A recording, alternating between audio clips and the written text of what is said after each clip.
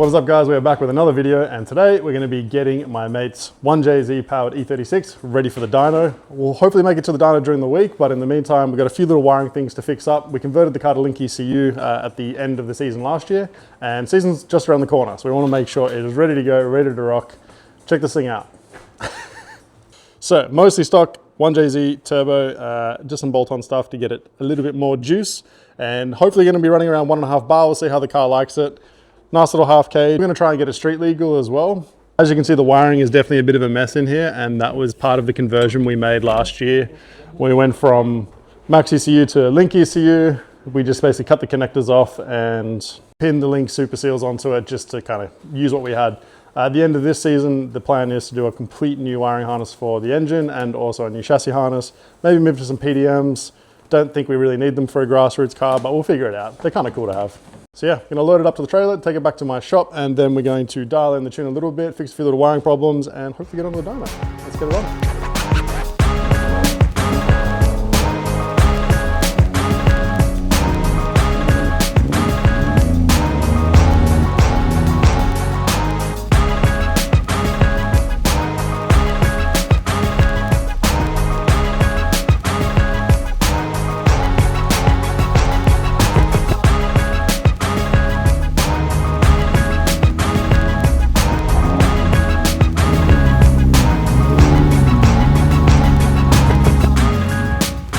Right, got the car to the shop. It is here, ready to rock, and we kind of just jumped straight into it. We are in a bit of a hurry to get it working properly. So first off, we need to fix some sensor issues, and we're just going to do some continuity testing between sensor ground, sensor 5 volt, and we'll see if we can find the problem. Yeah, that's my brown wire. Pato. Yes. What did you discover? I discovered that I used the wrong wires. I mean, I swapped the coloring, and that's something that we've been chasing for way too long. We couldn't figure it out because, like most things, sensor ground in the car is green, which is what it's supposed to be, and then the live wire 5 volt is brown. And then on one sensor, it looked like the wiring was correct on the back of it. That's all we checked the first time. And then we did the continuity test and realized that he's spliced in a brown wire into the sensor ground and a green wire into the 5 volt. So yeah, discover the problem, easy fix. We'll just switch the pins around and hopefully it works again. It's been patched up so many times just to get the car working, get it to the track, fix something quick, and it's been happening for years. So every season something new, and then all of a sudden when you want to change to a whole new ECU, then you get so yeah, learn from my mistakes. Don't do this shit. Do it properly. How many connectors are between that sensor and the ECU? Probably like 2 or 3. I feel like it's 3. Yeah. There's one little bulkhead connector here, and then there's another one inside the car there. There's another one here, and then we have the ECU. And in between all of that, there's a lot of splicing and stuff going on. So yeah, it's a proper patch job, but now we figured out the problem, now we get it fixed. It'll work for now. If we have some more problems during the season, we'll deal with it kind of with the same philosophy, just patch it, make it work. And the end of the season, I'm really looking forward to it. We're gonna absolutely redo everything and make this car mint. Everything. What do you mean? Everything. You mean a 2JZ as well? No, stick to the 1J. With a built bottom end? 1J for life. What's that? You want me to order you some pistons and rods and cams and valves and springs? I have my kidneys for sale. Everyone is interested. All right, music. Let's get to this. Send it. What have you been fixing up? My f***ups. That wasn't a f***up. This isn't a f***up. No. Just like the S13, this car didn't have a way of turning the ignition for the car off without killing the whole ECU. So we decided to add another button into it and then put that into a digital import into the ECU. So we just have this fancy little momentary. Nice. Your car on for the first time ever. It's never been started before. Did you see Taco do the whole sweep? Oh, that does a big sweep. Oh, damn. I'm pretty sure you're doing like 12,000 RPM. So highest revving 1JZ ever. Well, we have to fix that. There's obviously an offset issue there. Do you want to test out your new fancy button?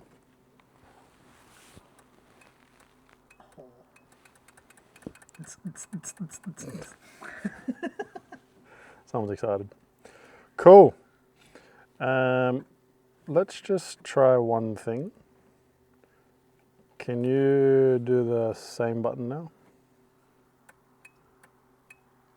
Just once? Okay. It's latching now. All right. So I just need to do it once. Yeah. So all you have to do now is just go like that. Car will stay off. But now when you want to restart it, you have to press it down again. Okay. What? You want me to drive your I car? only trust you. Oh my god. I haven't said you I'm not even a fucking driver. I can't drift for shit. I said driving, not drifting. Drifting. 100% drifting. You said take it to Bros. You said Gutsbill, right? Got the bit. Oh, yeah, And enter into, what's the other one? What's the big power slide competition they do? Bredsladden. Bredsladden. Fy fan. So, just last thing to check is make sure the sensors are working correctly. We only had to fix one, the rest were fine from memory. We'll double check them. And also just double check that the boost control solenoid is also working. So let's check that out.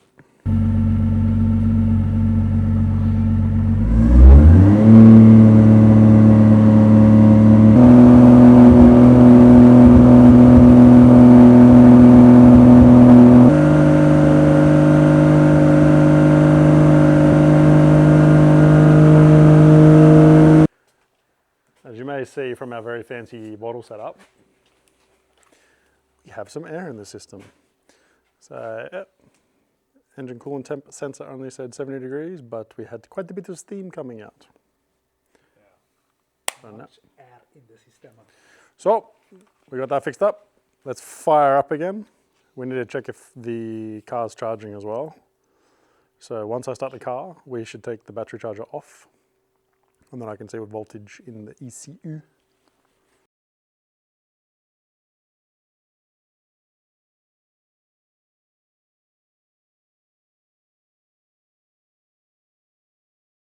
This is my Chinese knockoff temp sensor, and it doesn't work for shit. I'm gonna bought it. It's supposed to be a original Bosch. It isn't. Now it's gonna be a original Bosch.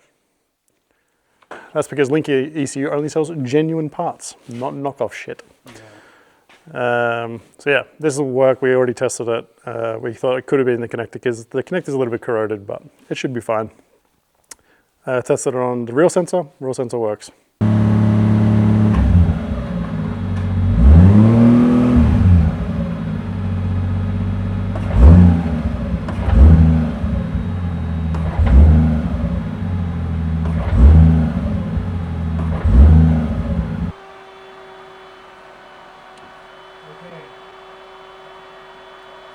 So we have a oil leak or a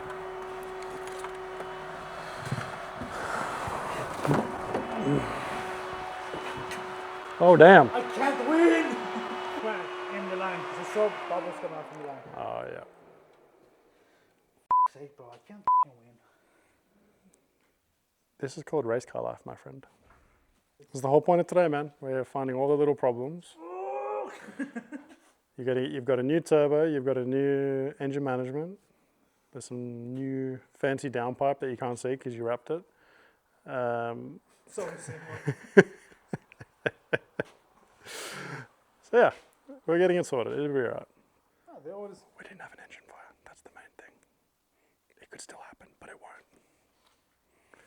I actually need to get extinguishers in here. I hope it doesn't happen.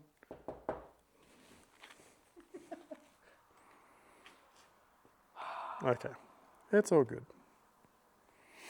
We need to get some new AN12, AN10, not too sure just yet.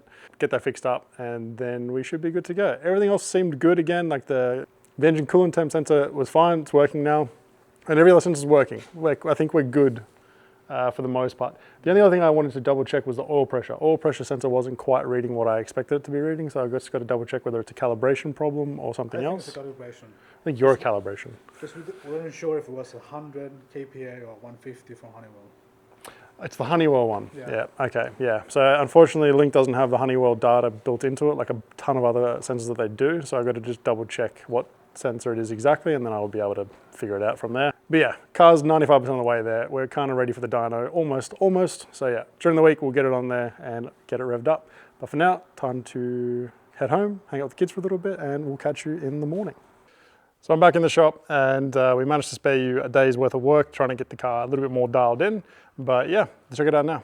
So we have managed to fix the oil return line. That's now a brand new AN10 hose and no longer leaking.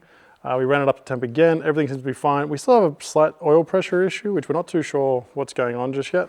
He does have an analog oil pressure gauge, so I'm not sure whether I should be trusting the sensor or the gauge right at the moment. I'm not entirely confident that the Honeywell sensor that's in it right now is accurate. It could be damaged. We've already had one other sensor that broke and we've replaced it already. So yeah, I'm gonna probably swap that out now as well, just to one of the Bosch ones that I have in stock. And yeah, see if it is the sensor or if it was the analog gauge after all. Once we get that done, then we're gonna roll the car out, head across to the dyno and start getting it dialed in.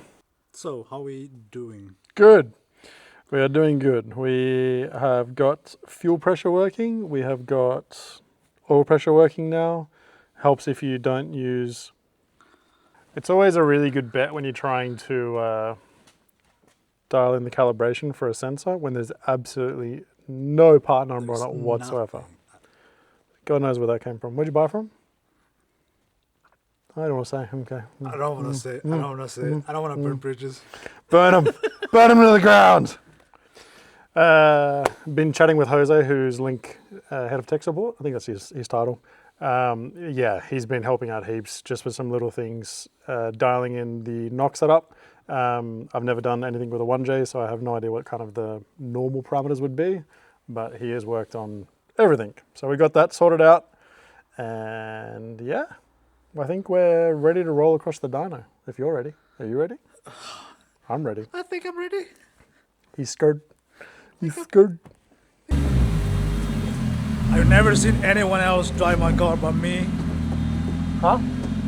I've never seen anyone else but me drive this car. And now this wants to drift in track. Is that it? That's how you do it. Hey! Clutch slipped. Sorry, bro. You fucking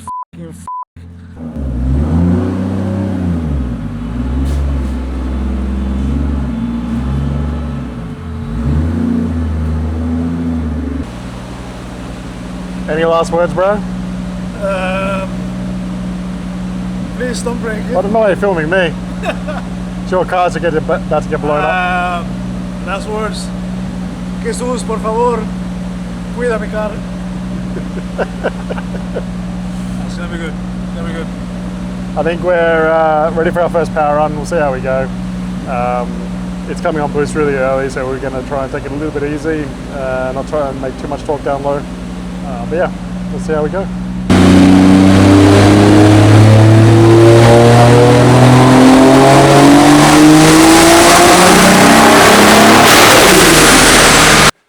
You okay? Almost shit my pants.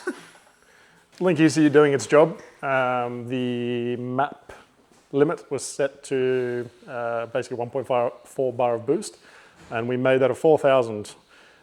We think we have a bit of a stuck wastegate because it should be a 0.8 bar spring, and we have no boost control set up yet. So we can see here from the Dyno 2.44 bar map, so 1.4 bar of boost. Came on nice, but yeah. Definitely far more than we wanted at that point. It's a stock bottom end, so we want to be a little bit more gentle on the rods as well. We definitely don't want to be making that much boost. I don't think that low. It's a pretty conservative tune as well from everything that we've looked at so far. So yeah, I think it'll be fine. We'll just mess around. This is why being at Moditech is really good. Thomas immediately knows how to troubleshoot this kind of stuff. I'm still learning, so it's very helpful having him. Let's see if we can get it fixed. And then, more power. You look so worried. Yeah, I am. Why? I'm excited but also worried because It's my baby. It's your baby that we're going to send to the moon. Man, it's the only thing that gets me up in the morning. It's fine. It's fine. Why are you bullying my accents? It's fine. That's exactly what I was going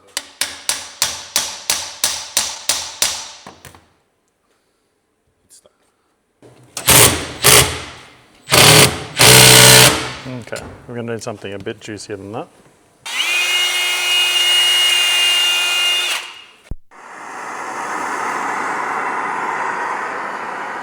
I think someone just likes fire.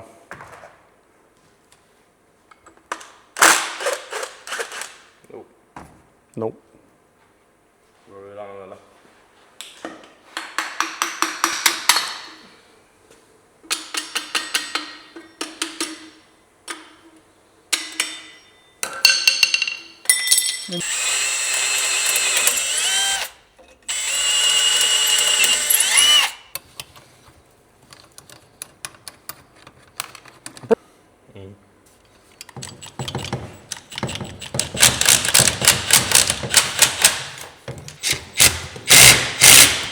So it's getting pretty late now. It's 11 p.m. here. So yeah, let's hop back in, send it.